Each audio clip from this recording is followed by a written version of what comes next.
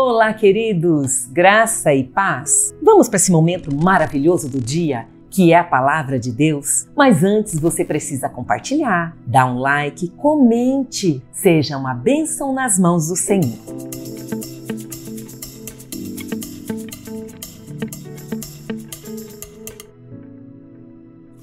Então vamos para o Salmo 133, porque ele vai estar falando assim: como é bom e agradável quando os irmãos convivem em união. Tem coisa mais agradável de que você chegar em um lugar e você sentir a atmosfera, você sente o perfume da unidade em um ambiente. E nesse lugar que você sente que o ambiente está permeado com a unidade, que as pessoas estão sem reserva, sem fronteiras, que elas podem ser elas mesmas, pode falar palavras de coração aberto, sem se preocupar porque está entre amigos, porque está entre pessoas que o amam. O Senhor também, queridos, Ele ama a unidade. E quando chega no versículo 3, tem uma palavra muito interessante. Ele vai dizer assim: é como o óleo, é como o orvalho de Hermon, que desce sobre a barba dos montes de Sião. E aí eu fui pesquisar. Por que o Senhor está comparando sobre o orvalho do Hermon, que desce sobre os montes de Sião? Veja bem, o Hermon trata-se de uma montanha muito alta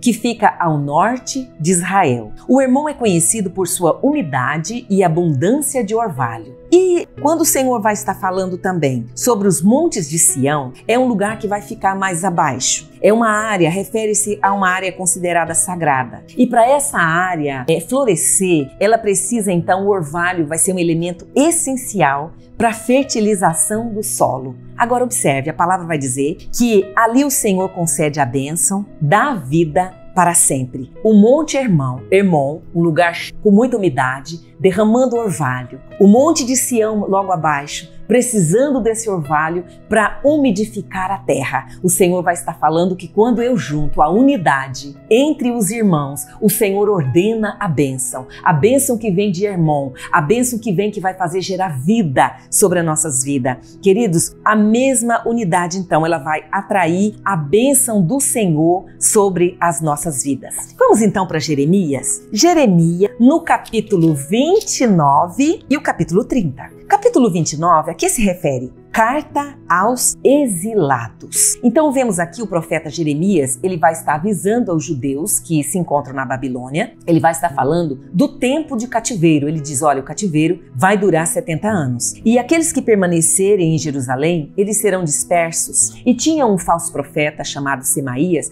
que ele estava profetizando coisas que as pessoas queriam ouvir. E essa profecia, o Senhor está dizendo, é uma profecia falsa, e esse falso profeta será castigado. Vamos para o versículo 4, que ele vai estar falando assim. Verso 4. Assim diz o Senhor dos Exércitos, o Deus de Israel, a todos os exilados que deportei de Jerusalém para a Babilônia. Construam casas, habitem nelas, plantem jardins, comam seus frutos. Casem-se, tenham filhos e filhas, escolham mulheres para casar com seus filhos, deem as suas filhas em casamento, para que também tenham filhos e filhas. Multipliquem-se e não diminuam. Multiplique-se e não diminuam. Era a palavra de Deus. Mas o que a palavra vai estar dizendo daquele profeta que estava dizendo coisas que era mentirosa? Versículo 9. Eles estão profetizando mentira em meu nome. Eu não os enviei, declara o Senhor. Sabe, queridos, o Senhor está corrigindo o povo.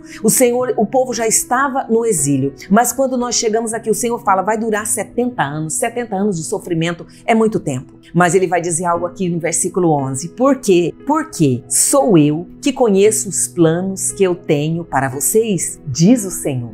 Planos de fazê-los prosperar, de não lhes causar dano, planos de dar-lhes esperança e um futuro. Este é o Deus que nós servimos. Um Deus que no meio do caos, um Deus que no meio das pessoas perderam a pátria, perderam seus bens, perderam a dignidade, eram escravos, estavam na Babilônia, mas o Senhor está falando, ei, eu sou o autor da história. Eu tenho algo, eu continuo escrevendo. Eu tenho um plano, eu vou transformar a vida de todos vocês. Queridos, aqui no verso 32, o Senhor novamente vai advertir, de modo muito severo. Ele diz assim, por isso também diz o Senhor, castigarei Semaías de Nelã e os seus descendentes. Olha o castigo sobre os seus descendentes. Não lhes restará ninguém entre o povo e não verá as coisas boas que eu farei. Ah, queridos, Deus é fiel, Deus é maravilhoso. E aqui no verso 30, o Senhor vai estar falando de restauração. O Senhor está falando que vai reconstruir. Versículo 3, certamente vem dias, diz o Senhor, em que eu mudarei a sorte do meu povo. Sabe o que Daniel diz? Que o Senhor é um Deus que muda as estações. É isso que ele está falando aqui. Eu vou mudar a sorte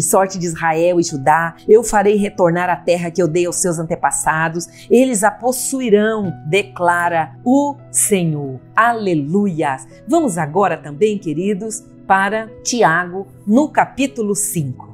Tiago, capítulo 5. Ah, mas vai ter uma palavra que é uma boa puxada de orelha. É uma palavra, é uma advertência muito séria, porque o Senhor vai estar falando assim: advertência aos ricos opressores. Quem são esses ricos? O que eles fazem? Trata-se de ricos injustos, que eles vão explorar os seus empregados. Eles vão tratar os empregados como escravos e eles vão reter o salário. São ricos poderosos que eles têm autoridades para fazer leis, para formar conluios aonde eles vão condenar as pessoas menos favorecidas e as pessoas que são seus amigos, pessoas corruptas, pessoas que mereciam estar presas, eles vão estar soltando essas pessoas. Sabe, o Senhor vai estar dizendo que ele vai lidar de modo muito duro com elas. Nós vemos aqui também o Senhor falando para paciência no sofrimento. E olha só, ele vai dizer: portanto, irmãos, sejam pacientes. Até quando é para você ser paciente? Até a vinda do Senhor. Vejam como o agricultor aguarda a terra, aguarda que a terra produza a preciosa colheita, espera com paciência até vir as chuvas de outono, as chuvas de primavera. Sejam também pacientes e fortaleçam o coração. Por quê? Porque a vinda do Senhor está próxima. Sabe, queridos, ele continua falando: vocês ouviram falar sobre perseverança, vocês ouviram falar sobre Jó, vocês viram a recompensa. E aqui, finalmente, temos a oração da fé, que eu não poderia deixar de falar sobre a oração da fé, porque ele vai dizer algo muito importante. Ele vai falar assim: está alguém sofrendo? Que ele ore. Há alguém que se sente feliz? Que ele cante louvores. Entre vocês há alguém que está doente? Que mande chamar os presbíteros da igreja para que orem sobre eles, unjam com óleo em nome do Senhor. Por quê? A oração feita com fé curará o doente, o Senhor o levantará. E se houver cometido os pecados, será perdoados. Portanto, confesse os seus pecados uns aos outros e orem uns pelos outros. Queridos, precisamos confessar pecado. Precisamos confessar pecado uns aos outros, é mandamento bíblico. Muitas das vezes nós estamos na presença do Senhor, servimos ao Senhor, na casa do Senhor e queremos estar sempre assim, arrumadinhos, como está tudo bem. Não, a palavra está dizendo: olha, o Senhor vê a essência, o Senhor vê o seu coração. Então vai ter momento, vai ter coisas que nós cometemos que você precisa chamar a pessoa, você precisa chamar, não precisa ser publicamente. Se o teu pecado foi particular, então é particular que você vai confessar. Se foi um pecado público, se envergonhou a igreja, se ofendeu pessoas, a hora de pedir perdão precisa ser público, precisa confessar publicamente. É mandamento. E sabe por quê? A palavra vai dizer assim: para você ser curado, para que você seja liberto, para que você venha experimentar o milagre, para que a boa mão do Senhor venha estar sobre a sua vida. Oh, queridos, essa palavra é poderosa para transformar a nossa vida, emanar do céu. Que o Senhor te abençoe. Graça e paz.